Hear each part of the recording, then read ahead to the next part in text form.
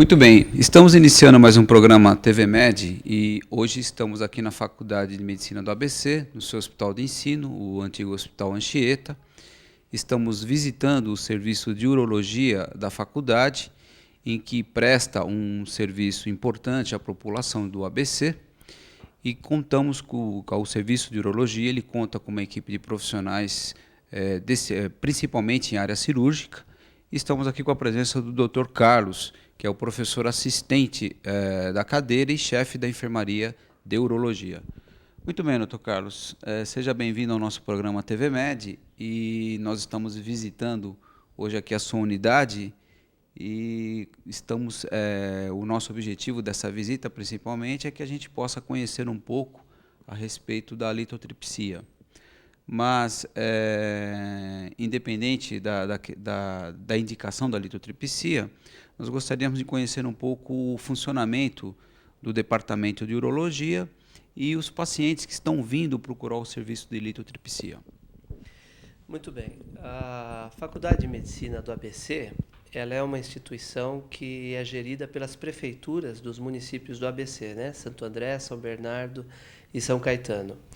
E o Hospital de Ensino, ele recebe aqui uma administração da Prefeitura de São Bernardo e atende preferencialmente a população proveniente do SUS, do Sistema Único de Saúde.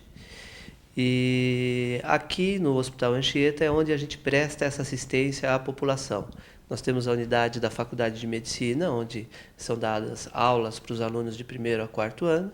E aqui no nosso hospital é onde são feitos os estágios hospitalares, onde nós temos ensino para o 5º e 6º ano de medicina e treinamento de residência médica. Bem, doutor Carlos, nós estamos aqui com um equipamento de última geração, que é a litotripsia, e a nossa visita, o nosso propósito de visita está exatamente apresentar ao telespectador do TV Med essa nova tecnologia que já existe no ABC há um determinado tempo. E quais são os tipos de paciente e o que é a litotripsia? A litotripsia foi um procedimento desenvolvido para tratamento de cálculos urinários. Foi desenvolvido na década de 80. Para você ter uma ideia, Douglas, a importância disso, estima-se que pelo menos 20% da população de todos os países, no Brasil inclusive, tenham pelo menos uma vez na sua vida um episódio de cálculo urinário, de litíase urinária. Então é uma doença muito comum. Portanto, existe muito interesse em desenvolver um tratamento que seja mais simples, menos agressivo. Até a década de 80, a única opção eficiente para resolver cálculos urinários era a cirurgia. Então, os pacientes tinham que ser submetidos a tratamentos com cirurgias de grande porte, que frequentemente resultavam em muita dor, afastamento da pessoa do trabalho. E com o desenvolvimento dos aparelhos de litotripsia, que são máquinas que quebram as pedras, facilitando a sua eliminação natural pelas vias urinárias, foi diminuindo a necessidade de se fazer cirurgias. Então, a litotripsia é um equipamento destinado à quebra dos cálculos presentes no sistema urinário. Exato. Seja no rim, seja no ureter, ele está indicado desde que seja um cálculo grande, enfim, existem indicações precisas. Agora, o paciente ainda tem dor? Sim, o método ele não elimina a dor, ele não elimina aquelas crises de cólica de rim que são famosas e que todo mundo tem medo de ter uma, ele não elimina. A única coisa que esse método tem o poder de eliminar é a cirurgia. Então, embora o paciente possa ter uma crise dolorosa muito forte durante a eliminação de fragmentos de pedra e ele tenha eventualmente que se submeter a uma sedação ou uma pequena anestesia para fazer esse tratamento, a recuperação dele é praticamente imediata. Após o término do tratamento, ele sai daqui andando, volta para casa. Se ele não tiver crises dolorosas, ele pode reassumir as suas atividades de trabalho já no dia seguinte, na grande maioria dos casos.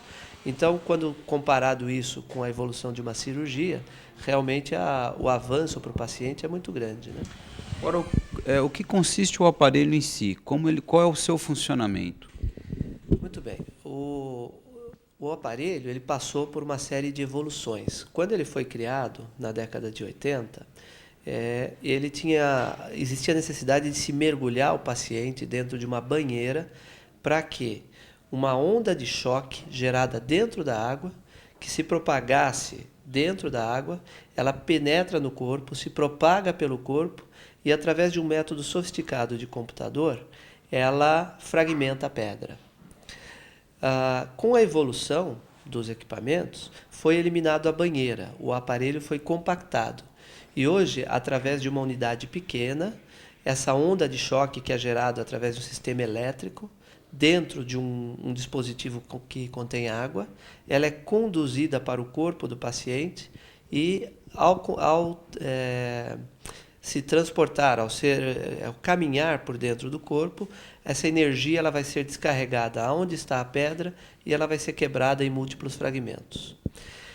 Isso é feito através de impulsos sucessivos. Então, cada impulso quebra um pouquinho a pedra e uma sessão de tratamento que dura mais ou menos 30 minutos, 40 minutos. Nessa sessão são feitos mais ou menos 1.000 a 2.000 impulsos e as pedras são fragmentadas lentamente. Como é que isso é acompanhado? Existem duas formas de você acompanhar esse processo. Uma forma é utilizando um aparelho de raio-x convencional, que ele consegue localizar a pedra e constatar a sua fragmentação aos poucos. Seria esse visor aqui de trás. Seria esse visor aqui atrás que nós estamos vendo, acompanhado desse arco em C que tem aqui, que fica perto do paciente. Então, este arco fica no paciente e esse visor fica voltado para o médico que acompanha o procedimento aqui. Agora, alguns tipos de pedra são muito difíceis de serem visualizados pelo raio-x. Então, nesse equipamento, que é um equipamento de última geração, nós também temos um equipamento de ultrassom, que ele é acoplado ao aparelho, e com esse equipamento, então, a gente localiza pedras que estão em posição que o raio-x não vê, ou então pedras que são constituídas de substâncias que não aparecem no raio-x, que são as pedras de ácido úrico, por exemplo. Agora, esse procedimento, ele eliminou definitivamente a cirurgia? Essa é uma grande pergunta. A maior parte dos pacientes acha que o tratamento pode ser utilizado para todos, o que não é verdade. O grande problema desse método é que ele apenas quebra a pedra, ele não elimina a pedra. A pedra tem que ser eliminada por vias naturais. Então, quando a gente está diante de um paciente que tem muitas pedras ou que tem uma pedra muito grande, pode ocorrer que a fragmentação ou ela é parcial, ou ela produz um acúmulo de pedras em todo o trajeto do rim até a bexiga, dentro do ureter, e isso dificulta enormemente a resolução do problema.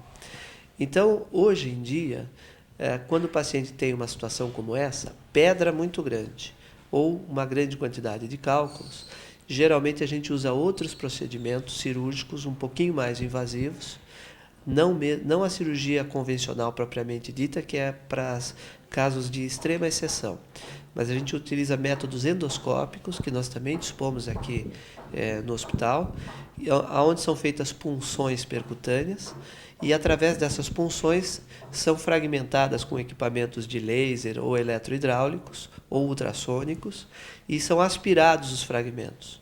Então a gente resolve os cálculos maiores tirando a pedra através de uma punção ou através da introdução de equipamentos pela uretra.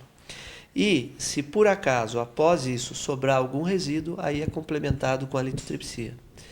Então, não é para todos os casos da litotripsia extracorpórea. Ela serve para 80% dos casos, eu diria, e ela é mais eficiente quando a pedra é localizada no rim. Quando a pedra está localizada no ureter, ela é um pouco menos eficiente. Normalmente, a gente tem preferência para métodos endoscópicos. E na bexiga ela é pouco utilizada ou quase não é utilizada. Agora, o método ele é isento de efeitos nocivos, efeitos iatrogênicos, não? Bom, a onda de choque é óbvio que ela não vai atingir somente a pedra. Nos equipamentos iniciais, a região, o foco onde a energia era liberada, era um foco que acabava acometendo o rim e também órgãos vizinhos, como por exemplo o pâncreas. Em crianças que têm o corpo menor, também podia atingir o pulmão, por exemplo, era obrigado a usar uma proteção. Com a evolução tecnológica, esse foco foi diminuído. Então, a quantidade de efeitos nocivos diminuiu enormemente. Então, hoje em dia, não se tem, por exemplo, já houve no passado descrição de casos de hemorragia do rim, porque a intensidade de energia acabava sendo lesiva para o rim, casos de alteração em enzimas pancreáticas, por causa de lesão no pâncreas, casos de lesão na parede do estômago, porque acabava atingindo. Só que isso diminuiu imensamente hoje em dia. Praticamente não há efeitos nocivos, existe um certo risco quando o paciente é submetido a tratamentos sucessivos. Mas o médico ele tenta evitar isso e se ele prever que isso vai ser necessário, ele pondera com o paciente a utilização de outro método. Agora, todos os pacientes têm indicação, por exemplo, a gestante, ela pode fazer o procedimento? Ah, por princípio não se faz em gestante. Nós não sabemos exatamente quais seriam os efeitos para um organismo em formação que está no útero da lidotripsia. Não se sabe isso, existem alguns estudos experimentais em animais e parece que não tem efeitos muito danosos, mas isso ainda não foi possível de ser transferido para seres humanos. Então nós não fazemos em gestante. Além disso, na gestante a gente só poderia fazer com auxílio de ultrassom. Não podemos utilizar radiografia em gestantes. Então nós evitamos de usar em pacientes gestantes. Pacientes muito obesos também, eventualmente não se beneficiam do tratamento porque é muito difícil a localização da pedra e a transmissão da energia que quebra a pedra diretamente para o cálculo. E crianças muito pequenas também não podem ser submetidos a esse tratamento. Agora, qual a importância efetiva do tratamento da litíase renal, da pedra do rim? Então, por que que o indivíduo, evidentemente, ele tem a sintomatologia, a dor, mas por que ele deve efetuar o tratamento? Muito bem. A maior parte das pessoas que têm cálculo urinário, eles têm cálculos pequenos que podem sair por vias naturais. Então, sempre que possível, a gente espera a eliminação natural. Quando então que vai ser necessária uma intervenção? Quando a pedra é grande e não pode sair por vias naturais, quando a pessoa tem muitas infecções decorrentes da pedra, ou quando a pedra está atrapalhando a passagem natural da urina do rim em direção à bexiga. Então, se a pessoa tiver essas três condições, pedra grande, obstrução à passagem de urina ou infecções muito frequentes, você tem que fazer o tratamento. Se ela não tiver nenhuma dessas três condições e a pedra for eliminável por via natural, você pode aguardar sem fazer qualquer procedimento. Agora, o que o indivíduo ele deve fazer efetivamente para evitar a formação do cálculo? Bom, existem diversos estudos que tentam esclarecer as causas da formação de cálculos urinários na população. Na maior parte das pessoas, não existe uma causa bem definida, não existe uma doença formadora de pedra. O que existe é o acúmulo de certas condições que predispõem à formação de pedra. Por exemplo, na urina de todos os seres humanos, existe uma certa quantidade de substâncias que estão dissolvidas na água que está junto com a urina. Quando falta água para dissolver essas substâncias, em pessoas que moram em climas quentes, em pessoas que têm o hábito de beber pouco líquido, então criam-se condições físico-químicas que favorecem a aglomeração dessas substâncias e a formação de um cálculo urinário. Então acredita-se que na maior parte das pessoas a causa é clima quente e baixa ingestão de líquidos. São causas físico-químicas decorrentes do meio ambiente. Em algumas pessoas existem doenças do metabolismo do organismo que levam a um aumento de excreção de certas substâncias como cálcio, ácido úrico, fosfatos, e essas substâncias em grande quantidade na urina levariam à formação de pedra. A importância disso é que, para aqueles indivíduos que não têm essas doenças metabólicas, nós podemos apenas orientar um aumento da ingestão de líquido que, se for adequado, ele vai prevenir. Agora, para aqueles que têm as doenças metabólicas, é necessário o tratamento com medicamentos e muitas vezes com restrições alimentares para que ele não volte a ter mais pedras ou para que diminua a quantidade de pedras. Agora, a porcentagem da população que sofre de cálculo ou que irá sofrer de cálculo tem uma previsão? A porcentagem exata não dá para saber, porque muitos têm pedra, eliminam e nunca procuram o médico. Segundo, muitos têm um evento isolado, que vão ao pronto-socorro, é tratado na urgência e depois ele não vai voltar a um especialista para que possa entrar em estatísticas. O que existem são estudos epidemiológicos que fazem supor que pelo menos 20% da população adulta, embora possa ocorrer em todas as idades, tenham pelo menos uma vez na sua vida um episódio de litíase urinária.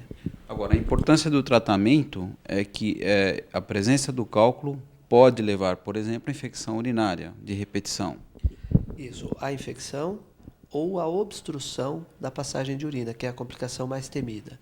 Quando um rim fica obstruído por um certo tempo, e essa obstrução pode ocorrer até sem dor, então o paciente está obstruído e não sente nada, ele pode perder o seu rim. O seu rim, se ficar sem funcionar direito por um tempo muito longo, ele deixa de funcionar definitivamente e às vezes a única alternativa que nos resta é remover o rim. Então, uma pessoa que já teve um episódio ou que tem antecedentes na família, ela deve procurar um especialista justamente para evitar essa complicação mais temida. Agora, o diagnóstico efetivo do cálculo renal ou urinário, como ele é feito? O paciente chegou no pronto-socorro com cólica importante, o quadro clínico é estabelecido e ele passa por uma série de exames. Então, qual seria a rotina desse paciente? Muito bem. O quadro clínico geralmente é um quadro inconfundível, porque a dor, a crise dolorosa renal, ela é bastante típica, né? O paciente ele tem uma dor que surge subitamente, ele fica inquieto, é uma dor contínua que não cede com nada. Então é um paciente que não consegue ficar deitado, sentado, ele fica andando, senta, levanta. O paciente fica extremamente agitado, fica pálido e geralmente ele tem, por reflexo, problemas de vômitos, enfim. O quadro clínico é inconfundível. Existem quadros intermediários onde o médico pode ter dúvida. Agora, diante de um quadro típico, ainda assim é necessário confirmar que ele tem a pedra. Então, como 80% dos cálculos urinários tem na sua constituição o íon cálcio, então o cálcio é visível em radiografias. Então, fazendo uma radiografia simples no pronto-socorro, o médico já pode confirmar que tem cálculo urinário em 80% dos casos. Nos outros 20%, os cálculos são pequenos, ou então as imagens de pronto-socorro geram dúvidas, então ele precisa lançar mão de outros exames. Então existem radiografias com contraste e existe a ultrassonografia. Em geral, a gente faz primeiro uma ultrassonografia, que acaba confirmando a maioria dos casos, e nos casos em que a ultrassonografia associada à radiografia simples não esclarece, então nós fazemos uma radiografia com contraste. Modernamente, os equipamentos de tomografia trouxeram uma nova forma de fazer o diagnóstico de cálculo. Existe um equipamento novo de tomografia helicoidal, que pode, no hospital que tiver esse equipamento, o paciente chega com uma cólica de rim, uma dor aguda, e o cálculo não é visível numa radiografia simples, ele pode ser submetido a uma tomografia helicoidal, não precisa nem mesmo contraste, e numa proporção significativa dos casos, o tomógrafo mostra, como numa urografia, aonde está a pedra e o grau de obstrução que a pedra tem. Então, é um método moderno que, em alguns lugares mais desenvolvidos, se constitui, às vezes, no primeiro exame que é feito, porque ele mostra claramente o que o paciente tem.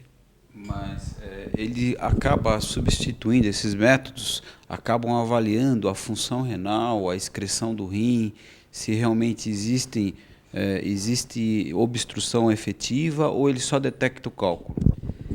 A função do rim, propriamente, não. O exame que avalia a função do rim é a urografia excretora, exames de sangue e certos exames de medicina nuclear. O método permite a gente fazer o diagnóstico de que a causa da dor é uma pedra de onde está a pedra e qual o grau de dilatação do sistema coletor de urina, das vias urinárias que o paciente tem. Agora, se eu quiser saber se o rim está funcionando ou não, aí eu preciso lançar mão de outros métodos. Numa situação aguda, a gente fica mais preocupado em saber qual é a causa da dor. Agora, é óbvio que depois tem que ser investigado o grau de função do rim.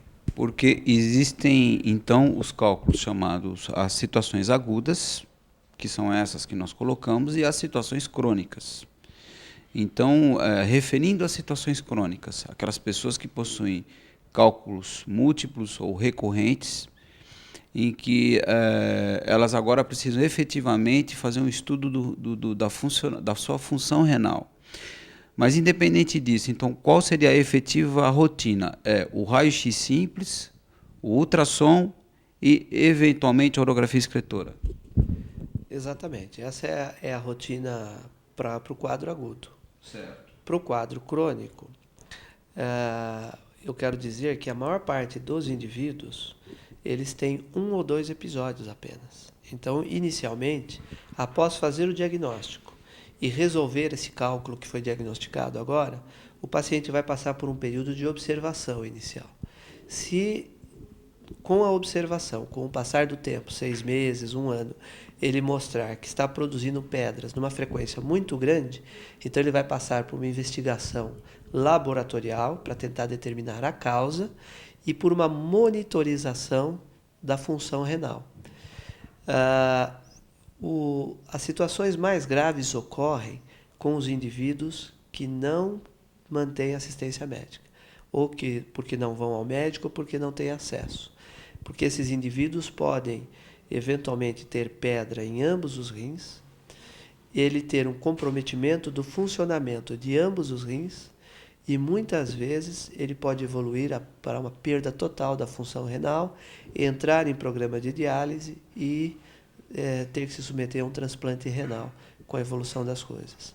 Então, se a pessoa estiver sempre em contato com o seu especialista, ela vai ter que estar sempre tratando, mas ela não vai ter perda de função renal, porque o médico não vai deixar isso acontecer.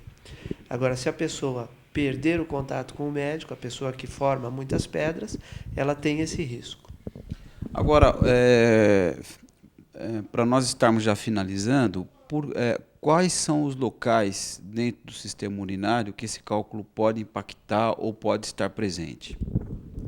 Muito bem. Um cálculo que tem um tamanho razoável que permite a sua movimentação, geralmente ele pode impactar em 3 locais. Na saída do rim e entrada do ureter, porque é onde existe um afunilamento da via excretora, então é o primeiro local. Nós chamamos isso de junção do ureter com a pelve renal, junção uretero-piélica. É o primeiro local onde há uma impactação. O segundo local, à medida que o ureter vai descendo pelo organismo, ele encontra outros órgãos. E quando ele cruza certas veias e artérias que nós temos no abdômen, que nós chamamos de vasos ilíacos, ali também ocorre uma curva do ureter, onde os cálculos costumam impactar. Então, muitas vezes, o paciente tem uma dor quando ele está na junção, uma dor quando ele está no cruzamento com os vasos ilíacos, e o terceiro local é quando ele vai entrar na bexiga. Então, a entrada da bexiga é um pouquinho mais estreita, nós chamamos isso de junção uretero-vesical. São os 3 locais onde ele mais frequentemente impacta.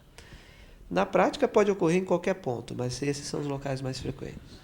Agora, existem pessoas que acabam saindo do ureter indo para a bexiga e da bexiga não sai esse cálculo? O cálculo que chega na bexiga, teoricamente, ele é eliminado prontamente, porque a uretra é um tubo que tem um diâmetro maior do que o ureter. Então, se ele já passou num tubo que é mais fino, então ele não deve ter dificuldades de passar para a uretra. Existem algumas condições de exceção quando o indivíduo é um indivíduo que tem problemas urinários e não esvazia bem a bexiga. Então, se ele é um indivíduo que tem resíduo após uma micção dentro da bexiga, então esse indivíduo pode ter a persistência de uma pedra lá dentro. E aí essa pedra pode crescer dentro da bexiga. E aí ele não conseguir eliminar e a gente tem que tirar. Mas a maior parte das pessoas que tem um cálculo que chegou na bexiga não tem dificuldade, nem mesmo ele sente a passagem da pedra pela uretra. Agora, os cálculos têm sua forma. Essas formas também, vamos dizer, estão correlacionadas com a dor que o paciente tem na passagem na ureter? Não, a forma em si, a forma é irregular. Há poucos cálculos têm uma forma muito lisinha e que poderia eventualmente facilitar, vamos dizer assim, a eliminação. A maior parte dos cálculos tem uma forma bastante irregular e, aliás, isso é bom. É por causa disso que às vezes uma pessoa tem um cálculo no ureter, por exemplo, e mesmo assim a urina passa através dele para a bexiga. A urina passa pelas irregularidades da pedra. E o que a irregularidade pode produzir é uma frequência maior ou menor de sangramento durante um episódio de litíase urinária. Mas não que a forma aumente ou facilite a eliminação da pedra ou que dificulte o tratamento, isso não. O ureter, ele dilata, ele faz a dilatação, ele permite que o cálculo faça a sua passagem através de dilatação?